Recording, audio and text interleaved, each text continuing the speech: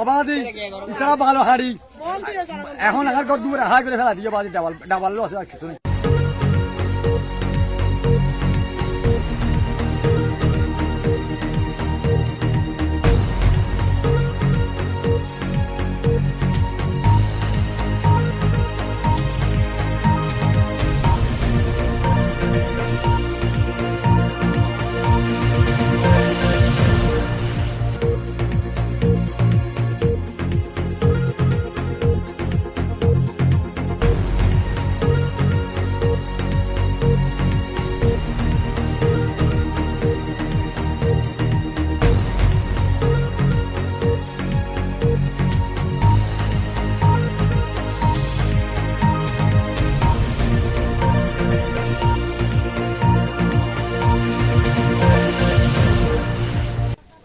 উত্তর নরবিলিয়া কালিয়াতলি শিকারতলি পাড়ার একজন বাসিন্দা।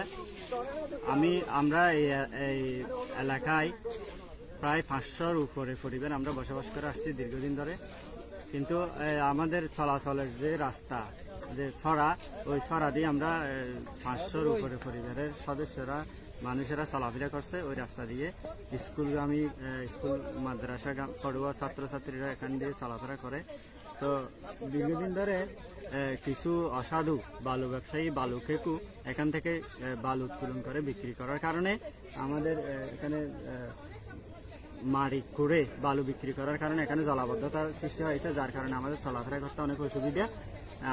আর উপরের দিকে আমাদের দশে সবগুলো পাহাড়ি দলে সবগুলো নিয়ে আসতেছে এখান থেকে বালু উত্তোলন করার কারণে আমি প্রশাসনের সুদৃষ্টি কামনা করছি যাতে একটা ব্যবস্থা নিয়ে এই বালু উত্তোলন বন্ধ করে।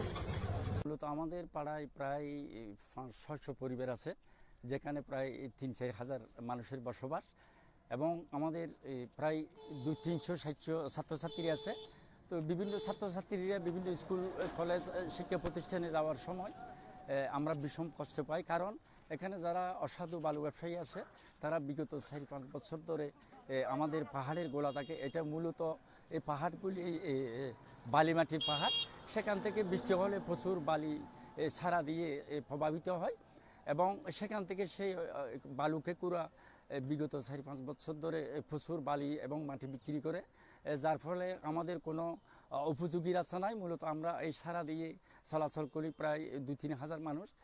সেখানে সেই ছাড়া থেকে বালু নিয়ে তারা ছাড়াটা গর্ত করে ফেলে, যার কারণে আমাদের শিক্ষার্থীরা স্কুলে যাতায়াতের সময় ভালো পোশাক নিয়ে যেতে পারে না এবং হাঁটু পরিমাণ পানি দিয়ে চলাচল করতে হয়।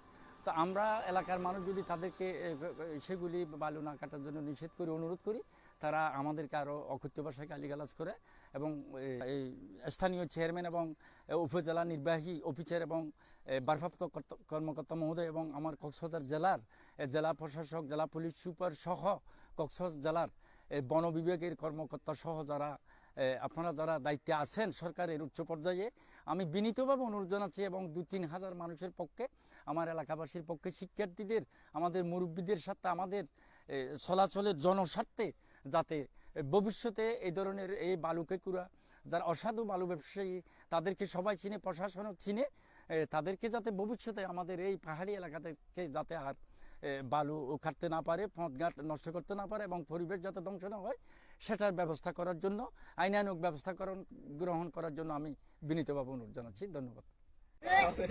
অবাধি ইতারা ভালো হাড়ি এখন আর ঘর দূরে হাই করে ফেলা দিয়ে বাদি ডাবাল আছে আর কিছু নেই।